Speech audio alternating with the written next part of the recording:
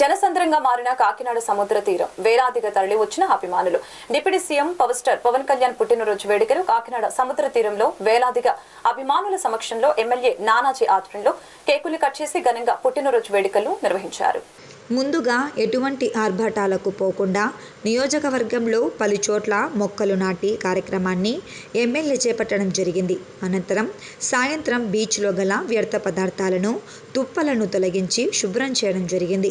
అనంతరం అభిమాన సమక్షంలో వందలదిగా కేకులను పెట్టి అభిమానులచే కట్ చేయించి అందరూ ఆనందోత్సవాల్లో పవన్ కళ్యాణ్ పుట్టినరోజు వేడుకను నిర్వహించుకున్నారు.